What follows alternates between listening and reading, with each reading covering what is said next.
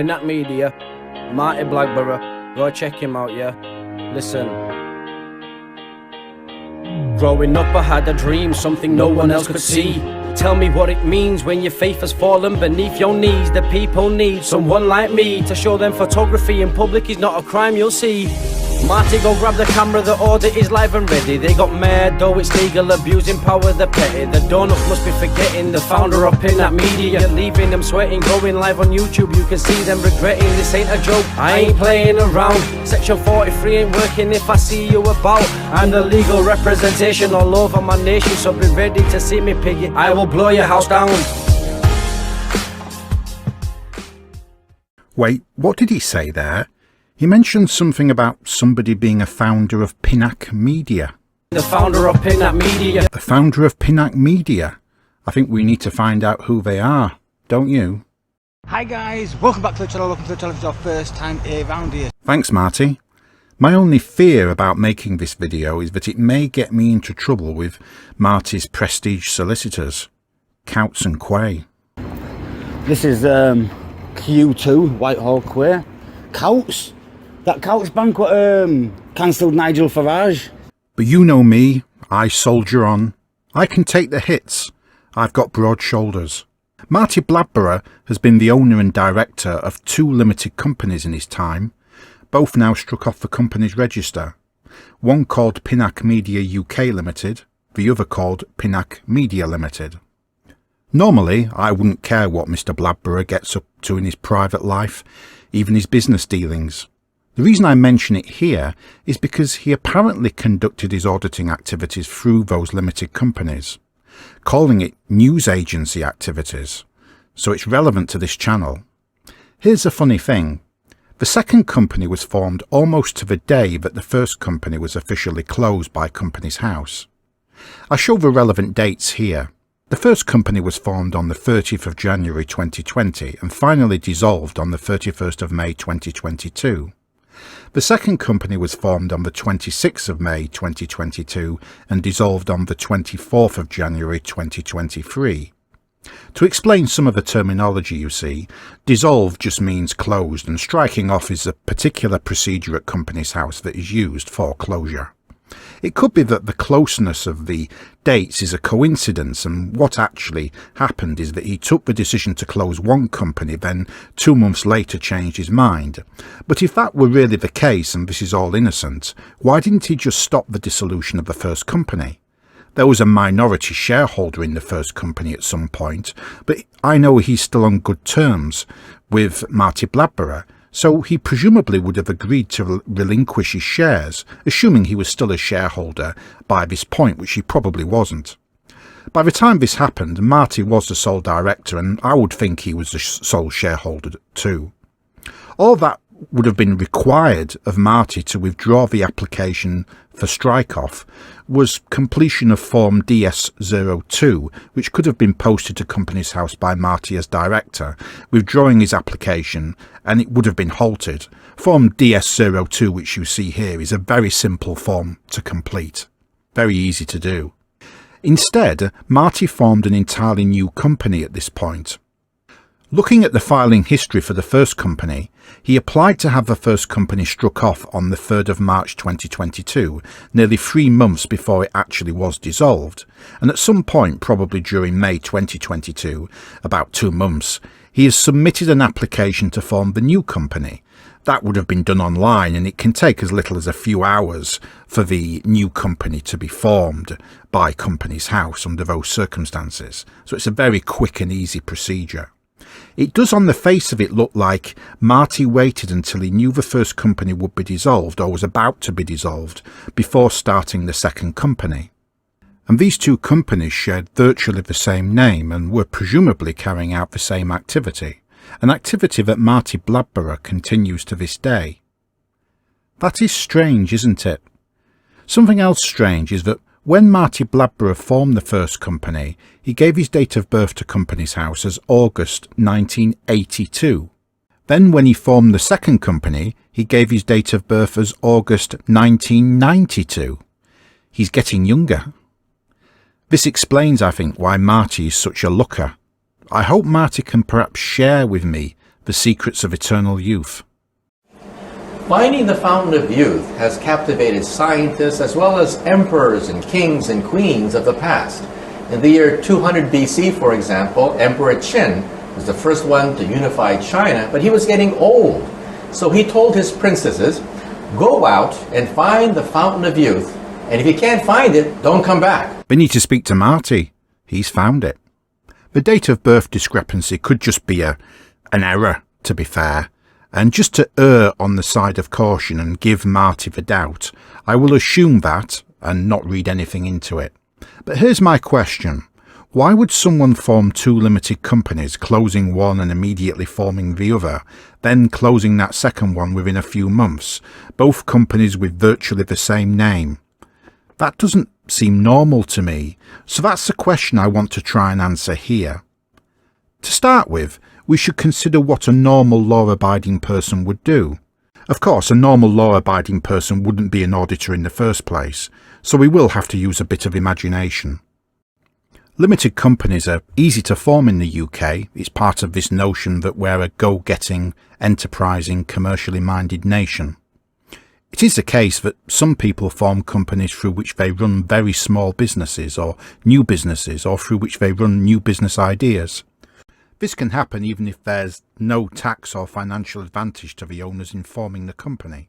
This arises from the position of a limited company as a separate legal person to the individual or individuals who own it, meaning that the owners can shield their own personal assets behind the company because, absent of fraud or serious financial mismanagement, it's the company rather than the owners personally that takes the rap if the business fails or incurs a major unexpected financial liability, such as a personal injury claim from an employee or members of the public. Obviously, most small businesses don't bother forming a limited company because the potential personal liabilities involved aren't necessarily going to be that great, and running a business through a company can leave the owner financially worse off or under a heavy bureaucratic burden. But there are some types of businesses that can attract a potentially heavy personal liability on the owners, and in those circumstances, the owners may decide to form a company behind which they can shield their own assets. This ploy doesn't always work. For instance, if a business formed as a limited company needs to rent premises, the landlord will often want a personal guarantee from the directors, but we needn't go into all that here. I've explained the general idea. Let's say our hypothetical law-abiding person decides to go into business as a photographer. His income will be very modest, a little above the minimum wage, let's say. He'll be working, let's say, on his own in this venture. In these circumstances, it's unlikely to be worthwhile or advisable from a tax point of view to go to the trouble of forming a company.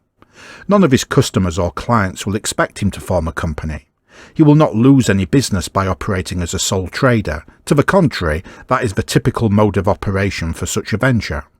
The risk of civil liability to members of the public or other businesses, or say copyright holders, will be relatively low so long as he is law-abiding, and he can take out an affordable policy of insurance to cover himself financially for the unlikely event of an accident or other claim arising. He doesn't need to form a company, let alone engage in the strange antics of forming two companies, one after the other, both with the same name. Let's say our hypothetical law-abiding person is a citizen journalist and thinks that forming a limited company will help him avoid personal liability for any claims he makes that are found to be libelous or slanderous. The answer is that they won't. It won't work. An action for defamation can be brought against the publisher and the author. The company adds nothing and offers no meaningful protection anyway, because a litigant would quickly surmise that the assets are with the owner in this situation rather than the company itself, so would sue the owner either as well as or instead of the company. The point is that although companies do offer limited liability protection, hence the phrase limited company, it is not a blanket protection. The same points apply to Marti Blagborough. His activities are not those of a genuine photographer or citizen journalist anyway, but the points are the same. Apart from all that, you have to ask why he would have a limited company for activities that pay him below the minimum wage. Assuming the accounts he submitted to Companies House for the first company are correct, that was his earnings during the first year of trading of that first company. The tax saving for him would have been non-existent. It is possible that Marty had another job or line of business that would have taken him into a higher income tax bracket once you add in the AdSense revenue from his YouTube channel, and therefore in theory he could have saved tax by running all his AdSense revenue through a limited company. But the problem with that idea of using a limited company to reduce your tax burden is that he would then have had to make sure that all AdSense money was paid into a company bank account, not his own personal account, and he would have had to go through all the formalities of awarding himself an interim dividend from the limited company. A dividend is when the company pays a share of profit to its shareholders. This interim dividend would usually need to be quarterly, 6-monthly or annually, something like that, rather than weekly or monthly. Otherwise it just looks like he's employed by his own company and is therefore an employee for tax purposes, defeating the whole objective of reducing his overall tax burden. Another way of doing the same thing would be to leave all the AdSense money in the company and only take it out at the point when the company is closed down, then pay yourself or someone else the money. Probably not necessary for me to emphasise, but I'll say it anyway, that all of this is extremely complicated and what I'm presenting here is a great simplification, and it's probably not advisable to go ahead with an avoidance scheme of this nature unless you have very expensive professional advice, because you will almost certainly be facing an inquiry by HM Revenue and Customs into your business and personal affairs from a tax point of view. I really doubt Marti Blagborough has the sophistication to come up with or pursue any of those ideas, and you would need to be earning enough from his day-to-day job or other business to be a higher rate taxpayer. It's typically something that IT contractors and people like that do.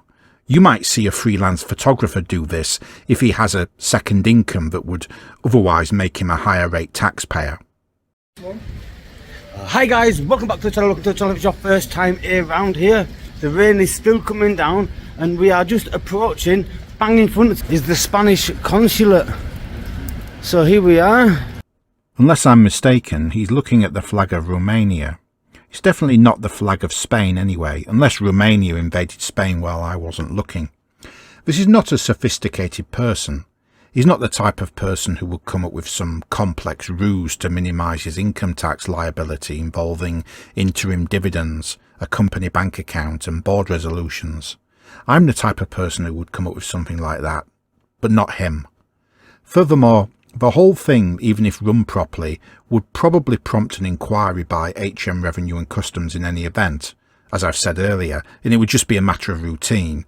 So you would have all that stress, together with all the fuss and hassle of running a limited company, including opening a separate company bank account, submitting 2 annual filings to Companies House, and all the paperwork associated with awarding himself interim dividends. Even if he was saving a bit of tax, unless it's a few £1,000s, you have to ask if it's really worth it.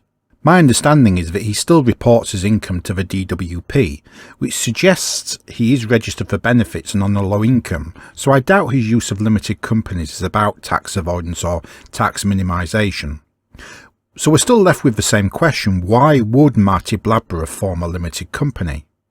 That's before we even get into the question of why he closed down one company then formed another with the same name on the same day, and why did he then have that second company struck off within a few months, and why has he been going around telling people he's still a company director when the only companies he has been a director of are both struck off. So do you belong to a company? I have my own limited company, yes. Right, okay. What's the name of that? I'm not going to tell you that. Do you know of anyone in any legitimate line of work who would refuse to give the name of the business he works for? Or any director of a limited company who would refuse to give the name of the limited company that he's a director of? Anyway, let's address specific possible reasons for him to form a company based on what we know about him and what he does, and the circumstances under which he's been carrying out his YouTube activities. A realistic possibility is that he's been committing some sort of benefit fraud. Maybe he did open a separate company bank account and paid all the AdSense money through that and just didn't inform the DWP about it.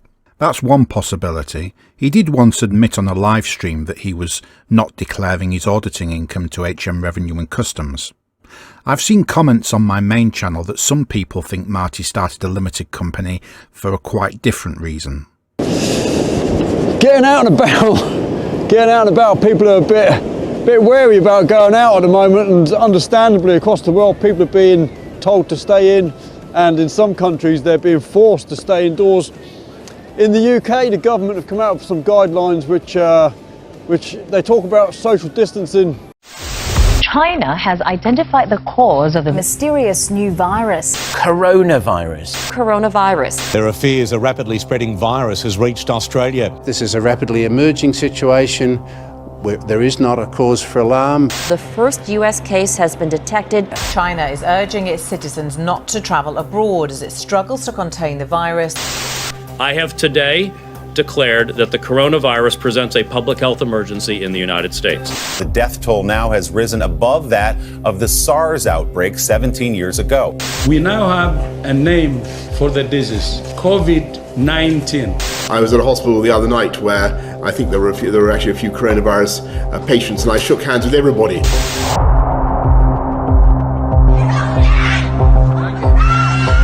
The Italian government tonight put the entire country on lockdown. COVID-19 can be characterized as a pandemic. We will be suspending all travel from Europe. From Italy this evening, it just gets worse. The death toll now worse than China. What happened in Bondi was unacceptable.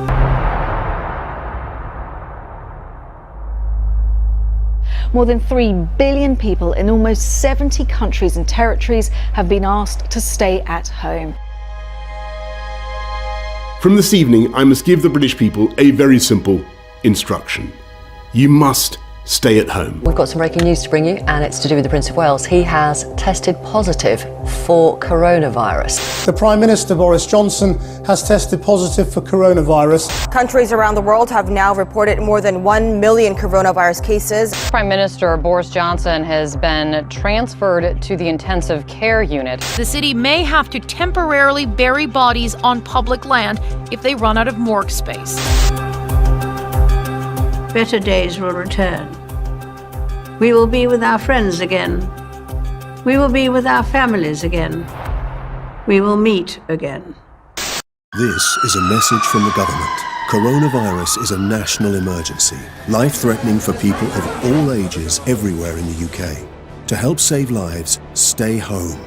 Only go outside for food, health reasons or work, but only if you cannot work from home. Stay home. Anyone can get it, and anyone can spread it. Stay home. Protect the NHS frontline staff working to save lives. Here was Marti Blagborough's response to COVID-19. I think it would be safe to say that Marti Blagborough did not adhere to the COVID-19 restrictions.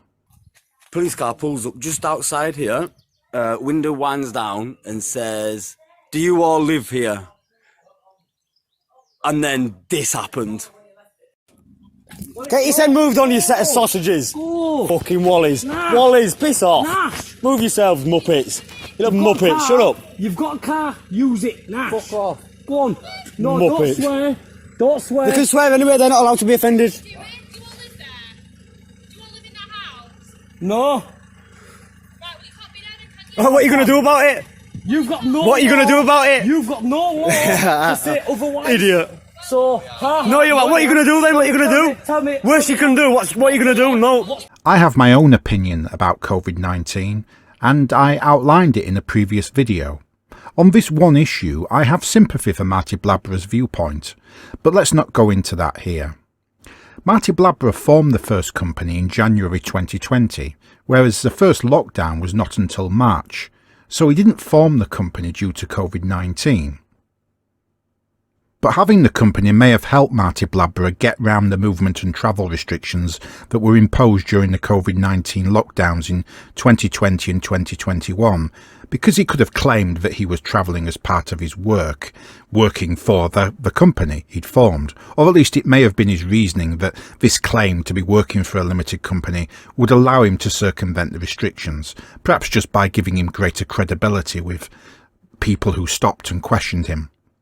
Another claim I've heard about Marti Blagborough is that he may have used the company to apply for a COVID-19 bounce-back loan. The bounce-back loan scheme began in 2020 after he formed the first company and ended in 2021. It was intended to assist genuine businesses that were struggling financially as a result of the COVID-19 restrictions.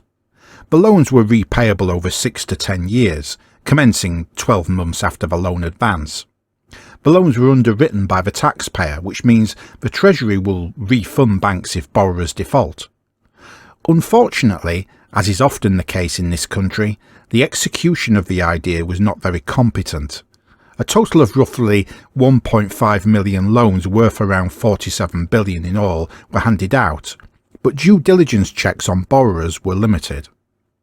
According to this study, 45% of applications were from businesses who showed no evidence of trading at all before or after March 2020 when the loan scheme commenced. I mentioned earlier about how limited liability works in law. If a company obtains a loan, and assuming the directors do not give personal guarantees, the liability to repay the loan falls on the company, not the directors personally. What could have happened is that Marti Blagborough used the first company to take a COVID-19 bounce-back loan, and he then struck off that first company approximately a year later in 2022 to avoid paying it back. He then formed a new company for the purpose of his auditing business. Before we consider this possibility, I ought to outline the general position. Strictly speaking, striking off a company because it can't repay a loan is not necessarily in itself fraud, but the correct procedure in these circumstances, in the circumstances of being unable to pay bills and debts, would be a creditor's voluntary liquidation, which is a lengthier and more complex process. This is because insolvency is a kind of corporate bankruptcy.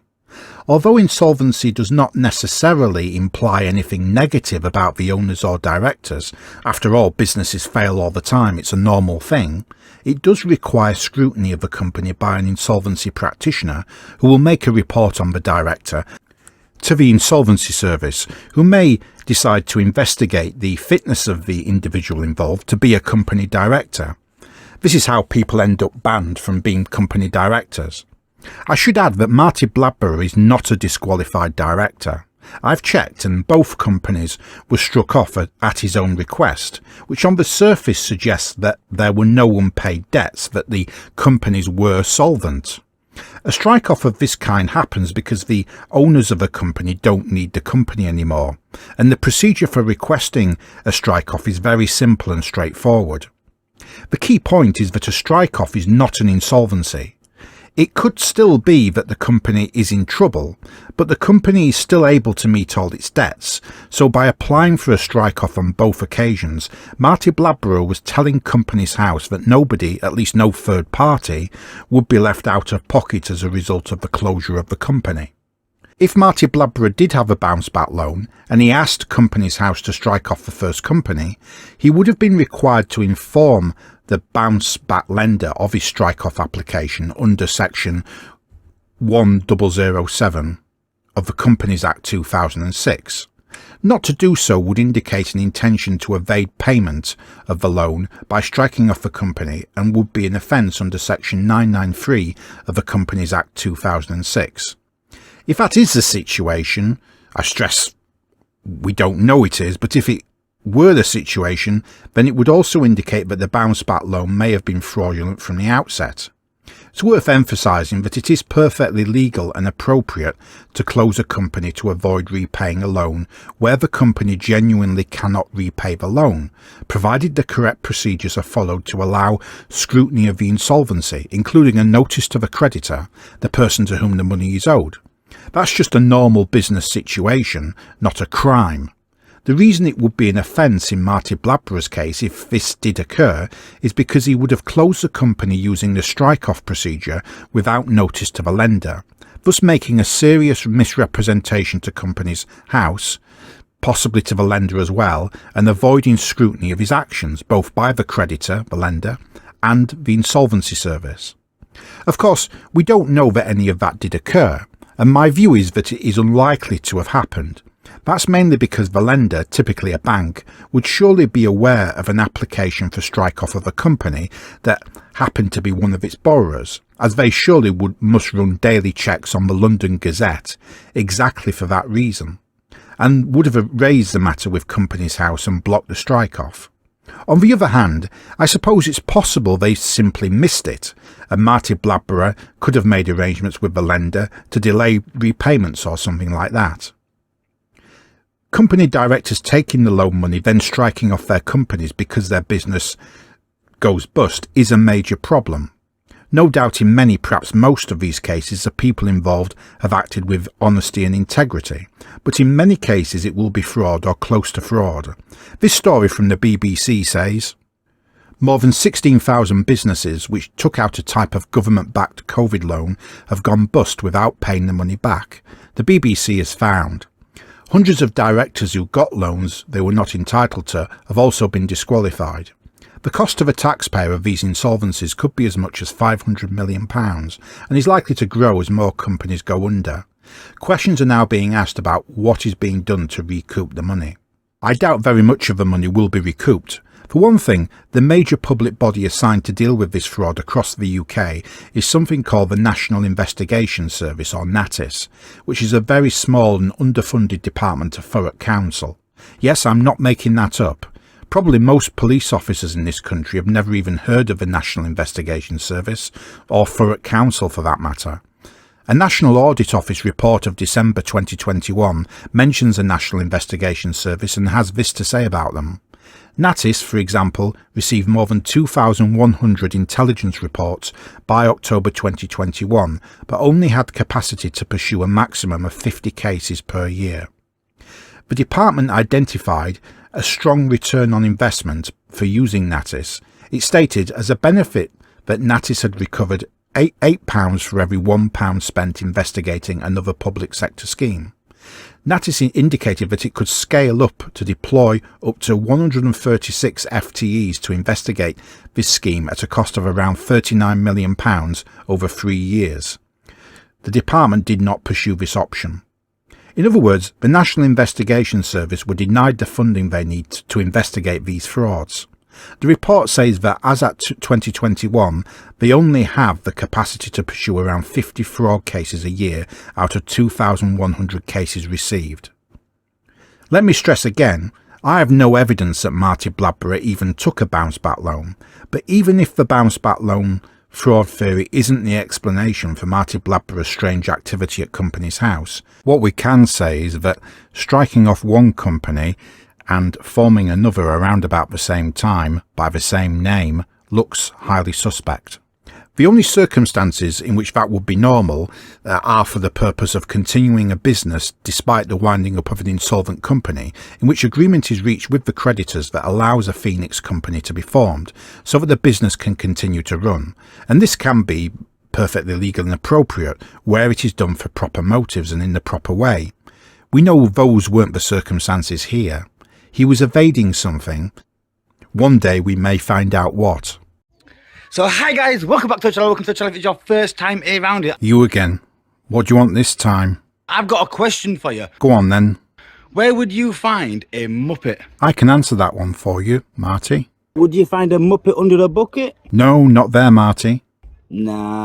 Would we find a Muppet in a bag? Not in the bag either. No. Would we find a Muppet in a bush? No, not in the bush. I'll tell you where the Muppet is, Marty. He's right there, staring back at you in the mirror. You're the Muppet.